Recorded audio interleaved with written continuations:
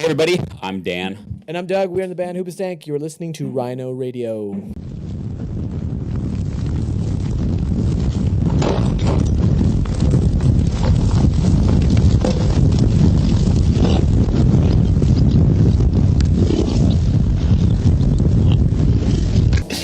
So I have the honor of sitting with Dan and Doug of Hoobastank. How you guys doing? The honors. Fucking amazing. You say we didn't have to censor ourselves. Yeah, you can say whatever you want. Okay? So you already started in a very energetic and positive way. Good. And I watched some interviews. I saw your set, I think it was 4 years ago, I think. The last time with POD. Okay. So from interviews, from your set, from everything you release, how do you keep the energy and positive vibes after more than 20 years? Give me some hints for other musicians or life in general. I think we can all get something from that. That's a lot of responsibility now. Yeah, holy shit. What is the meaning of life? I was having this conversation with somebody earlier today about, I ran into a fan outside that was surprised that we were still together after all these years and that we still get along and whatever it was. And I was trying to explain to that person that most of everyone's favorite bands that are no longer around, that broke up a long time ago, it's probably because they had some, head-butting with each other or some egos and somebody dealt with it wrong, whatever it may have been. Because I just don't think that men really communicate for shit, and then amongst each other don't communicate whatsoever. If there's issues, if there's somebody's upset with something or felt this way or whatever, it's just a bit awkward to do. I'm not saying we do it all the time or we're the healthiest at it, but I feel like we have spoken about things before that maybe others have or haven't. I don't know. We've tried to communicate somewhat better to keep it fresher or keep it going. At least that's how it is in my mind. I don't know how you feel about it. I think that we've become just as people more communicative. We've been able to balance our egos well enough. Also, I think that there's in a career is never, I mean, there are exceptions to the rule, but a career is never this upward trending thing, or you don't just go up and wham, you just stay there forever. Most of the time it's like this. And obviously it's easier to handle when things are on the up, and it's harder to navigate when it dips. But I think even we've been able to keep our for the most part we've been able to keep our positivity by keeping things in perspective, because even in the dips we're going, dude, we're still just like friends playing music around the world. Yes, if you want to look at the chart, it's not where it was here, or it may not be where it is next year, whatever. But you can't live only looking at that. I think you have to look back and go, I could be I could be doing something I really don't like to do.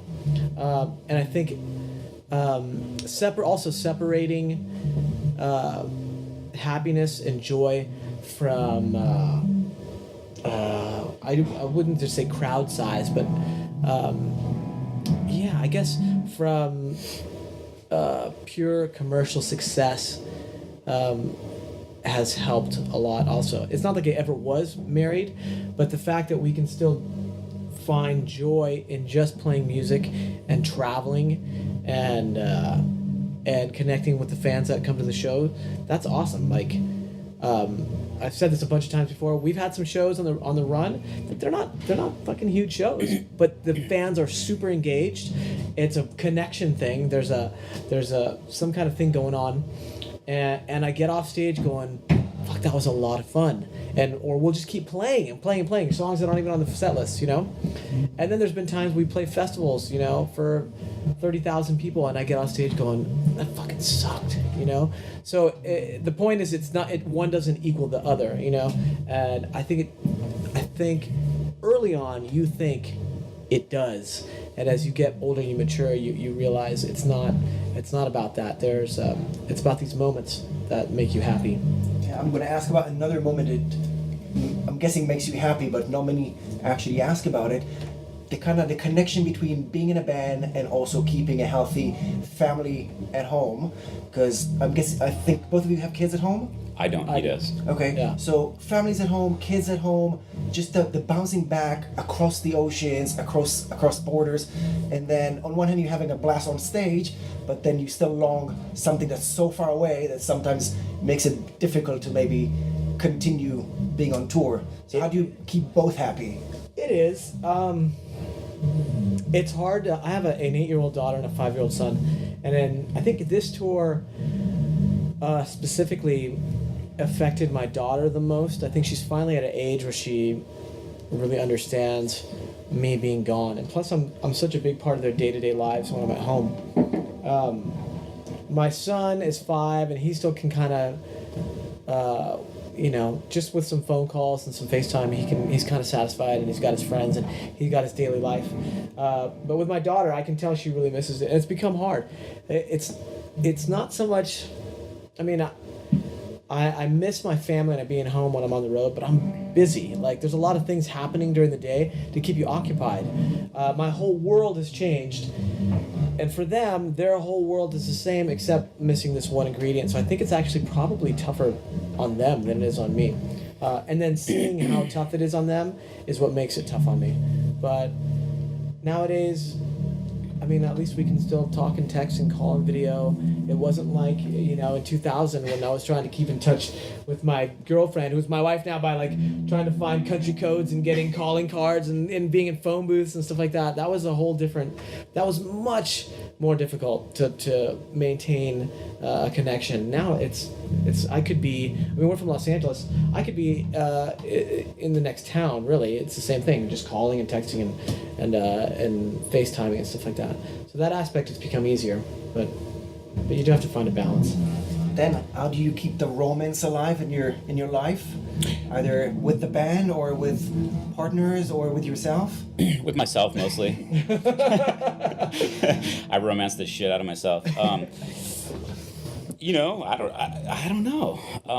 Where's the romance in your life? Is it by creating music? Is it with people? Is it? It's a bit of everything. I feel like if I do too much of one thing for too long, I need something else. And that's why being on this tour is really nice and feels great, because we've been home for a while. We haven't been touring as constantly as we used to tour, which I think makes it easier to leave at times. It was difficult for me to leave home this time, only because of my own personal anxieties.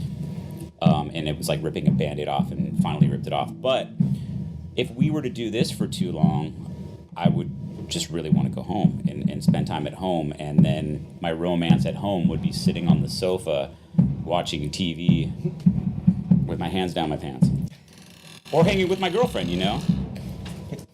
I'm going to confront you guys with a quick rumor. Okay? When you guys started, there were a lot of correlations between you guys and Incubus. Some thought that you're even one. There's a rumor online that the reason why Push-Pull took so long is because you dealt with some business with Incubus and try and kind of remove them. Yeah? Can I confirm the night? Wait. We would try to remove them? Yeah. What do you mean? Taking them out. Like kill them? That's the We rumor tried to online. kill them? Wait, Is so that that true or false? It's definitely true. Definitely true. So No. That's a real funny. thing. cannot confirm or deny, but there's some words online. I should go on the interwebs more. So that's. Was No, it like that's like a fight? I want to find that. I don't know. You tell me you were involved or were not involved. It's funny. I mean, Wait, were they fuck. taken out? I don't get it. Are they missing or something? Well, you were away for about 6 years. While they were present. Maybe. I don't know. Maybe you were actually them. Maybe you just got in and so. Gotten those costumes. Yeah. You were really close when everything started. People got confused, and then you took 6 years quiet. Well, yeah. Maybe that was it. That's what people are asking. Yeah, man. It's just let's just keep the mystery alive. Yeah. Prevent the confusion. I got one more coming. Yeah, in, the so second we he gotta- leaves, I'm gonna be like. Pardon me. One final question. Fallen Star touches on army people. Are you going to get into more political topics in the future? No. As much as I'd like to, I like politics a lot, but I don't like to talk or preach a lot of politics. Not that I don't enjoy hearing it preached and sang to me. A lot of times I do. I don't know. Maybe. We'll lose half our fan base. Okay. And do you have anything else to add to fans and listeners out there? Fuck, dude. Well, here's the thing. It's been a long time since we've been back here. We're just super aware at how fortunate we are to be able to come back and do this and make a living playing music, and it's fucking awesome. So I just want to thank everybody for coming out to the show, listening to the songs, and hopefully we can do it again soon. So let's not forget to check out Push Pull. oh, that too. We have an That album. too? I always forget. We have a new album called Push Pull. I don't want to. The thing is we have a lot of friends who are in bands, and a lot of those friends, when they put new records out, I see them just pushing their records, pushing and like force feeding in people's here. Go buy. Look at my kids. I can't. I can't do that. I just can't do it. So I'll do it for you. Please do it. So But Push Pull, we have an album, Push Hoobastank. Pull. If you want to go check it out, and then go fucking listen to it. But if you don't, then whatever. We got other shit too. So Doug and Dan of Hoobastank, thank you very much. thank you.